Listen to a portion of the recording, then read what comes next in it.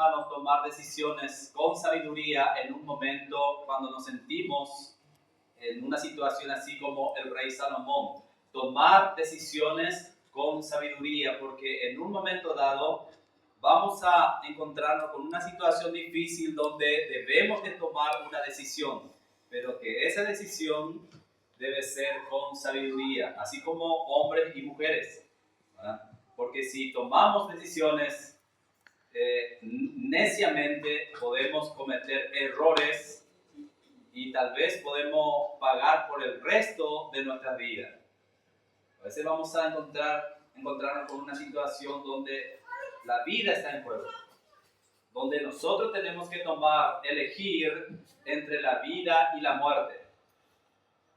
Y cuando decidimos y hacemos con sabiduría, entonces sí vamos a tomar la decisión correcta. Entonces, esta parte vemos de que la sabiduría de Salomón fue puesta a prueba.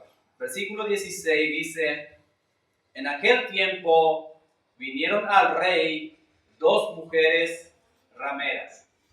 ¿Qué tipo de mujeres eran? Rameras, ¿verdad? Y hoy entendemos la palabra ramera. ¿Quiénes son? ¿A qué se refiere cuando una mujer es ramera? Es una prostituta, ¿verdad? Se presentaron delante de él, delante del rey. Y dijo una de ellas: ah, Señor mío, yo y esta mujer morábamos en una misma casa, y yo di a luz estando con ella en la casa, y aconteció el tercer día después de dar yo a luz, que ésta dio a luz también, y morábamos nosotras juntas. Ninguno de fuera estaba en casa, sino nosotras 2 en la casa. Y una noche el hijo de esta mujer murió, porque ella se acostó sobre él. Y se levantó a medianoche y tomó a mi hijo de junto a mí, estando yo, tu sierva, durmiendo, y lo puso a su lado, y puso al lado mío su hijo muerto. Cuando yo me levanté de madrugada para dar el pecho a mi hijo, he aquí que estaba muerto, pero lo observé por la mañana y vi que no era mi hijo, el que yo había dado a luz. Entonces la otra mujer dijo: no, mi hijo es el que vive y tu hijo es el muerto. Y la otra volvió a decir: no, tu hijo es el muerto y mi hijo es el que vive. Así hablaban delante del rey. El rey entonces dijo: esta dice: mi hijo es el que vive y tu hijo es el muerto. Y la otra dice: no más, el tuyo es el muerto y mi hijo es el que vive. Y dijo el rey: traedme una espada. Y trajeron al rey una espada. Enseguida el rey dijo: partid por el medio al niño vivo y dad la mitad a la una y la otra mitad a la otra. Entonces la mujer de quien era el hijo vivo habló al rey, porque sus entrañas se le conmovieron por su hijo, y dijo: ah, Señor mío, dad a esta el niño vivo y no la matéis. Mas la otra dijo: ni a mí ni a ti partidlo. Entonces el rey respondió y dijo: dad a aquella el hijo vivo y no lo matéis, ella es su madre. Y todo Israel oyó aquel juicio que había dado el rey, y temieron al rey, porque vieron que había en él sabiduría de Dios para juzgar. Vamos a orar. Amado Dios que estás en los cielos, en esta mañana abrimos tu palabra. Queremos, Señor, que tú nos hables a través de ella. Queremos salir edificados, Señor, a través de tu palabra. Y ayúdanos, Señor, a aplicar a nuestra vida, Señor, lo que vamos a aprender en esta mañana, Señor. Oramos en el nombre de Jesús. Amén. Muy bien, entonces vemos aquí de que se presentaron 2 mujeres, y estas mujeres eran ramera. Se presentaron delante del rey trayendo a un niño, a un hijo, ¿verdad? Ahora, anteriormente ellos no podían ver o no podían hacer un examen de ADN para comprobar de quién era el hijo. Uno, porque estas mujeres eran rameras, tal vez no sabían quién era el papá. Tal vez si es que sabían quién era el papá, iban a ir a mirar al papá. Si el papá era rubio, bueno, si el niño es rubio, bueno, este es el hijo de su marido. Pero como eran rameras, era tan difícil de tomar una decisión, porque tal vez ni ellas sabían quién era el papá. Entonces, Salomón tenía que tomar una decisión tan sabia, no podía perjudicar a las madres de este niño, a estas dos madres, no podía dañar, tenía que actuar con una sabiduría, y esa sabiduría viene de nuestro Dios. Entonces hubo un conflicto imposible de resolver. La situación era poco complicada. Así que para la situación que estaban viviendo estas dos mujeres, más el rey, era un poco complicado. No había testigo, porque vemos ahí de que solamente estaban estas dos mujeres. No podía decir, bueno, tengo mi testigo.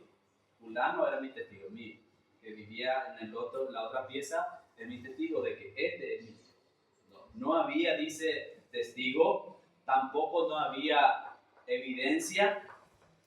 O sea que fue difícil para el rey Salomón tomar una decisión correcta. Ahora, él tenía que actuar con mucha sabiduría en medio de una situación complicada. Él tenía que tomar una decisión, pero tenía que hacerlo con mucha sabiduría. Una sabiduría que discierne el corazón. Salomón tenía que discernir, ver el corazón de estas dos mujeres. Vemos ahí que él pidió una espada y que iban a partir por la mitad al niño. Una de las mujeres, una de las mamás dijo, para que le deje vivo. Ahora, ¿cuál es la razón por qué dijo esta mujer que le deje vivo al niño? Porque sus entrañas, dice, se le conmovieron por su hijo. Versículo 26. Sus entrañas se le conmovieron. Entonces, Salomón ve el corazón de esta madre. De qué manera, dice, sus entrañas se le conmovieron por su hijo. Y dijo, Señor mío, dad a esta el niño vivo y no la matéis. Mas la otra dijo, ni a mí ni a ti partir. Cuando estuve haciendo este estudio, este bosquejo, le miraba a mi mamá de cuán desgastada estaba ella cuando me fui a verle en estos días, justamente ayer. Mirándole a ella con su edad de 69 años, ya tan desgastada. ¿Y quién fue el causante de esos desgastes? Son los hijos. Ella vivió sus mejores años. Ella no vivió para ella vivió para nosotros. Porque ella siempre quería el bien nuestro. Todas las cosas que ella hacía, pensaba en sus hijos. Y eso lo sucede con ustedes, madres. Las cosas que ustedes hacen, ustedes miran solamente por sus hijos. ¿Por qué? Porque lo ama. Así como esta mujer dice que sus entrañas se le conmovieron con su hijo. Las mujeres, las mamás son así. No quiere que sus hijos sufran. Sus entrañas se le conmueve cuando ve que sus hijos están pasando una situación difícil o cuando va a sufrir o cuando va a pasar por una situación difícil, sus entrañas se le conmueven. Entonces el rey Salomón tuvo que actuar con mucha sabiduría, tuvo que discernir el corazón de estas madres. Salomón no buscó una respuesta en la lógica, sino que buscó en la respuesta en el corazón. Él viendo de que el corazón y la entraña de esta madre se le conmovía por amor a su hijo, no queriendo que sea dañado, que sea partido por la mitad, le dice al rey: Señor mío, dad a esta el niño vivo. O sea que ella estaba dispuesta a ceder. Ella estaba dispuesta a dar con tal de verle a su hijo vivo, con tal de verle a su hijo estando con vida.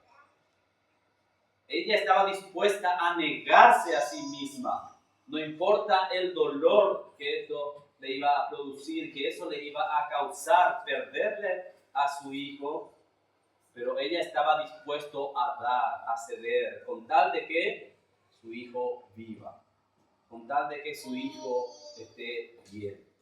Ese es el corazón de una madre, que siempre está dispuesta a ceder, a negarse a sí misma, a no comprar cosas para ella misma y comprarle para sus hijos. Nosotros vemos eso en nuestro andar diario con mi esposa. Ella prefiere comprarle algo para sus hijos, para Mateo, para Bere.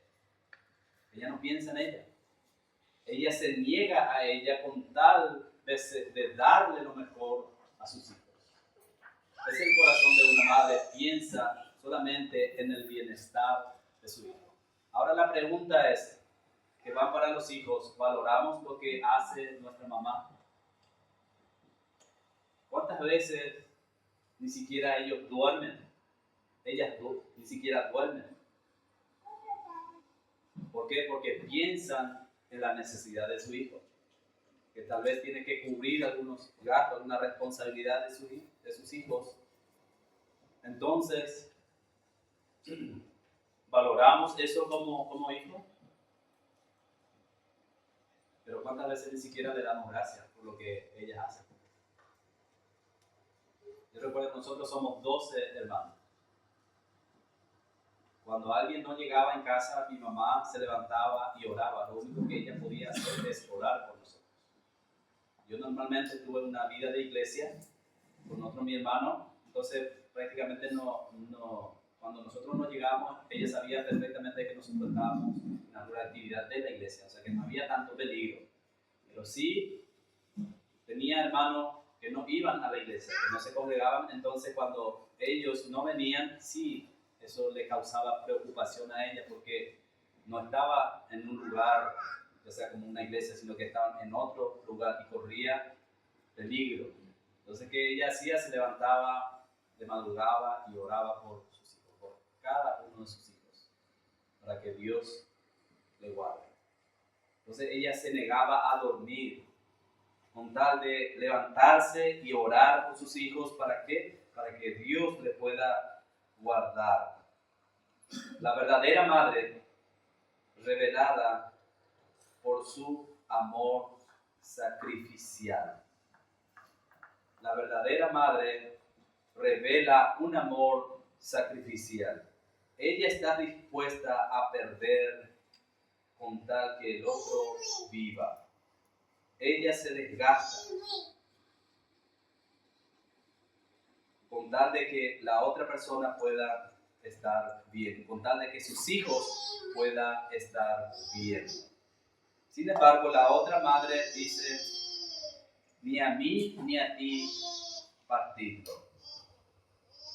Entonces el rey respondió y dijo: dad a aquella el hijo vivo y no lo matéis. Ella es su madre. Vemos de que el rey Salomón actuó con sabiduría porque vio el corazón de esta mujer, de que ella se estaba negando a ella misma con tal de verle a su hijo vivo. Entonces Salomón mira el corazón de esta madre y dice: ella es su madre. Ella es la mamá. Porque a la otra madre ni siquiera le importó. Ni siquiera le dolió lo que el rey iba a hacer por el hijo. Sino que dijo: bueno, partidlo a la mitad, ni a mí ni a ella, cortarlo por la mitad. ¿Y a quién le iba a servir? Quizá parte de la cabeza a una madre y parte de abajo a la otra madre. Iba a morir el chico. Entonces, el rey Salomón actuó con mucha sabiduría.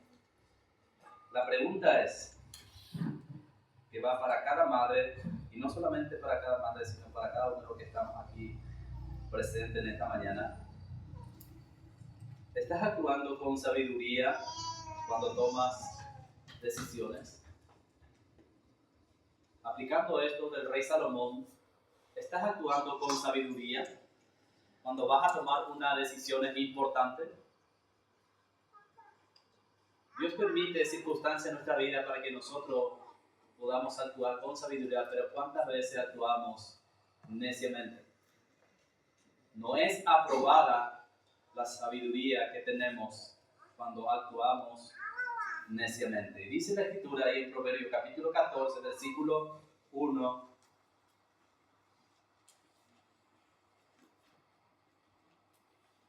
Proverbios capítulo 14, versículo 1. Dice, la mujer sabia edifica su casa, mas la necia con sus manos la derriba. La mujer sabia edifica su casa, mas la necia, dice, con su propia mano las derriba. ¿Estamos actuando con sabiduría? ¿Estamos edificando nuestra casa o con nuestra propia mano lo estamos derribando?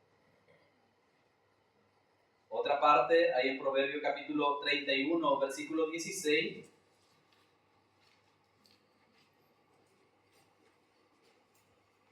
Una mujer sabia,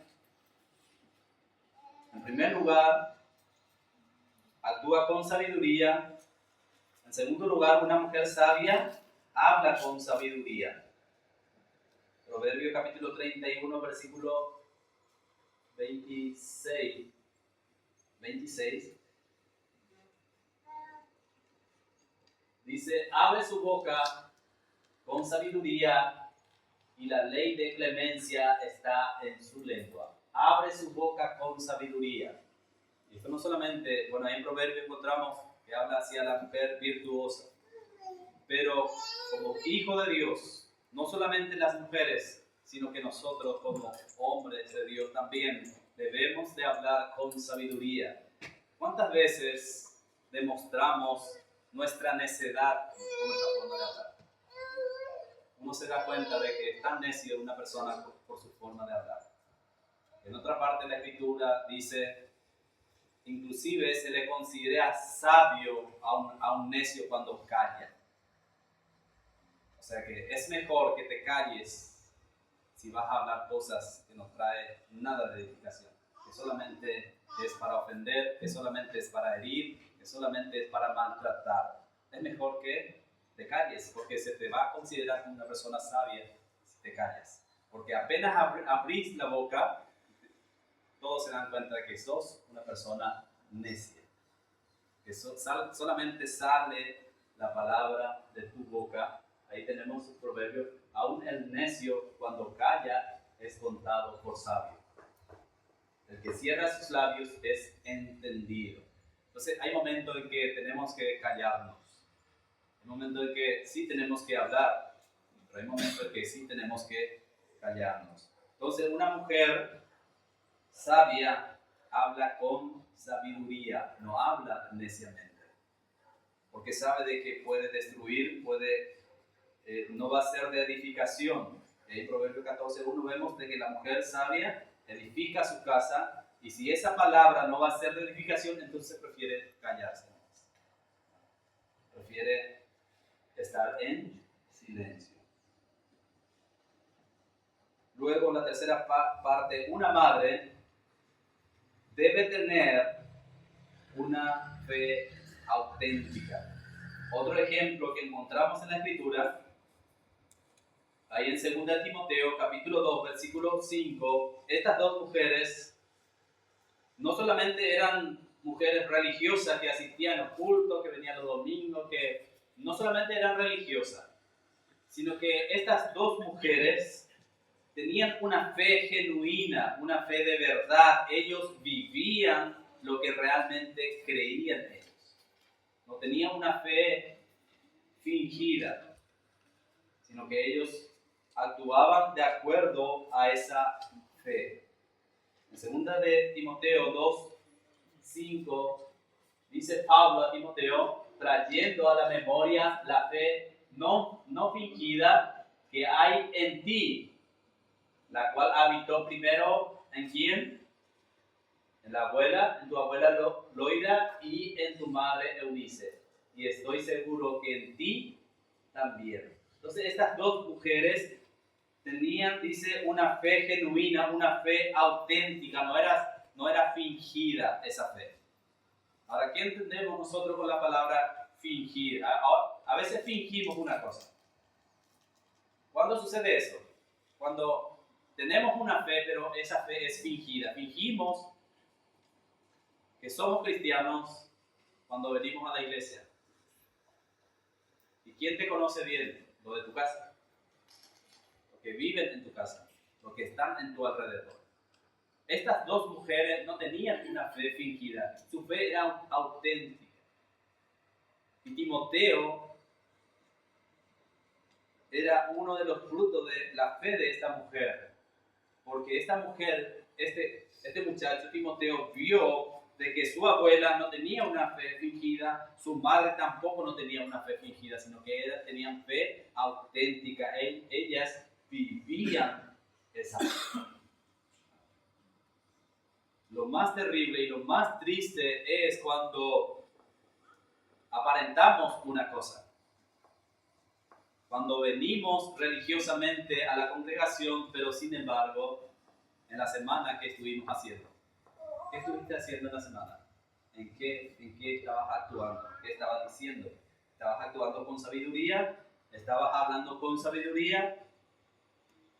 ¿Tu fe es auténtica? ¿Estás viviendo de acuerdo a esa fe? ¿O tienes una fe fingida? Cuando tenemos una fe no fingida, impactamos generaciones.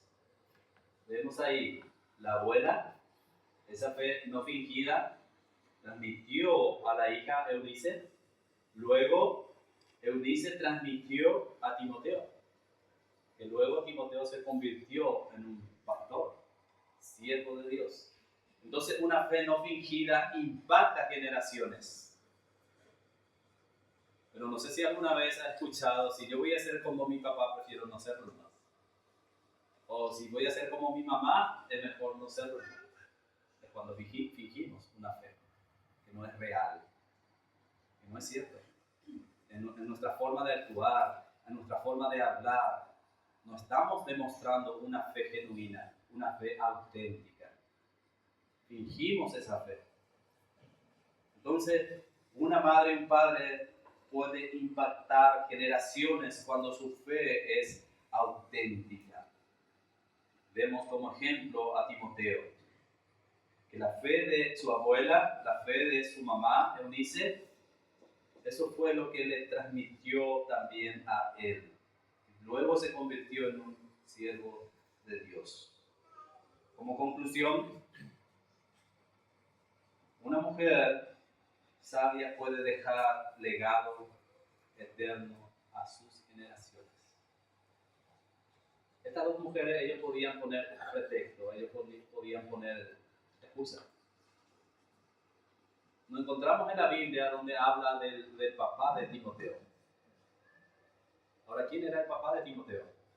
¿Alguna vez encontraron quién era el papá de Timoteo?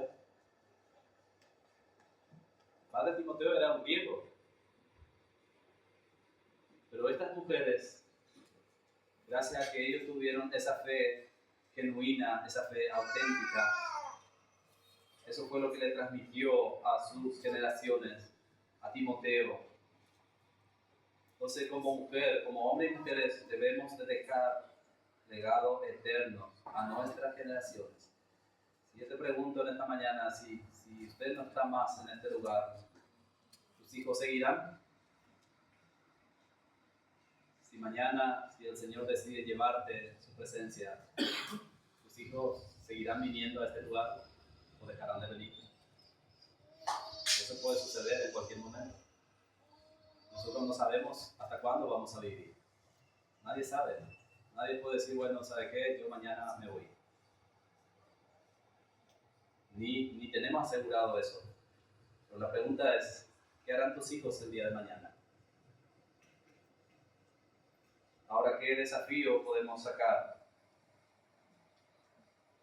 ¿Qué legados estamos dejando para la próxima generación? ¿Estamos transmitiendo un fe vivo a las siguientes generaciones? Hoy en día nos preocupamos más en dejarle cosas materiales a nuestros hijos. Sin embargo, cuando los padres ya no están, ¿qué sucede con eso? Lo único que causa es división, pelea, conflicto entre los familiares. Sin embargo, cuando dejamos un legado eterno, eso es totalmente diferente. El desafío es que podamos nosotros dejar un legado para nuestra próxima generación. Vemos a nuestros niños, tal vez no exclusivamente para nuestros hijos, pero ¿qué legado le estamos dejando a nuestros niños que están aquí presentes? ¿Cómo te recordarán el día de mañana, cuando se recuerden? Cuando ellos digan, dentro de 20 años, si Dios permite, que diga, en la congregación había un hermano que se llamaba Gerardo. ¿Cómo se recordarán ellos de Gerardo? ¿Cómo se recordarán ellos de usted? Yo tuve vida de iglesia, y gracias a Dios tengo una memoria. Y recuerdo también a muchos hermanos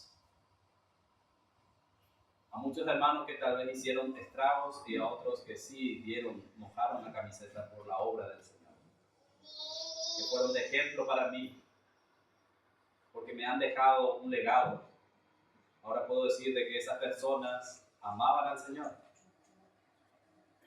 Ahora que estoy en el ministerio sirviendo al Señor, puedo decir por aquellos siervos de Dios que realmente lo que ellos pasaron cuando la obra había comenzado en este lugar.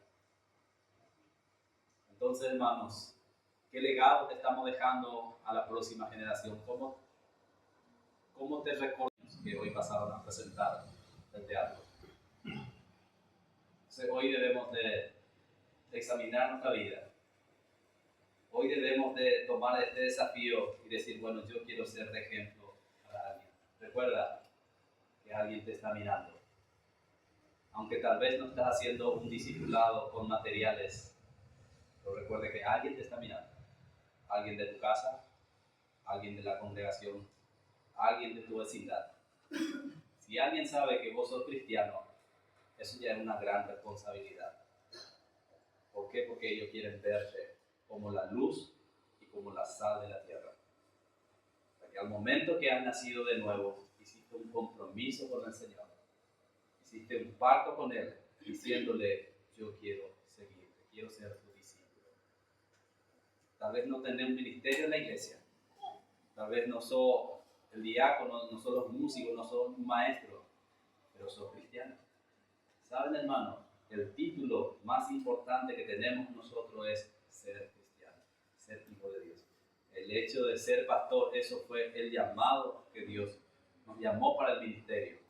Eso ya está como en el segundo plano, pero el título más importante que tenemos nosotros es que somos cristianos. ¿Qué estamos diciendo con eso? Que somos seguidores de Cristo. Entonces, debemos ser luz, debemos ser la sal de la tierra y dejemos un legado a nuestras próximas generaciones. Debemos de transmitir una fe viva a la siguiente generación. No una fe fingida, sino una fe auténtica, una fe genuina. No debemos de fingir ser cristianos. ¿A quién le engañás? ¿O a quién le engañamos? Nos engañamos nosotros mismos. No le engañamos a Dios, no le engañamos a los demás, nos engañamos a nosotros mismos. Cuando fingimos una fe que no es cierta, que no es genuina, cuando no vivimos esta fe. Que el Señor bendiga su palabra en nuestra vida. Oremos. Señor y Padre Celestial, damos las gracias por tu palabra, Señor, porque vemos de qué manera actuó este rey con mucha sabiduría en tomar decisiones. Pero sabemos de que esa sabiduría vino de ti, Señor. Señor, ayúdanos a pedir también esa sabiduría en momento de tomar ciertas decisiones difíciles en nuestra vida, Señor. Que esa decisión pueda venir solamente de ti, Señor. Hay cosas donde tal vez, hay veces donde tomamos decisiones neciamente, que seguimos nuestros impulsos, nuestras emociones y tomamos decisiones que luego debemos de pagar las consecuencias. Y no solamente nosotros, sino que nuestras generaciones, nuestros hijos, luego pagan la consecuencia de haber tomado una decisión fuera de tu voluntad, Señor. También gracias te doy por estas madres, Señor, que están aquí presentes. Te ruego que tú les bendiga, que tú les guardes, que tú les des sabiduría, Señor, para que ellas puedan edificar su casa, Señor, cada día y ser instrumentos en tus manos, Señor, ahí en la casa. Gracias por cada una de estas madres, Señor. Oramos en el nombre de Jesús.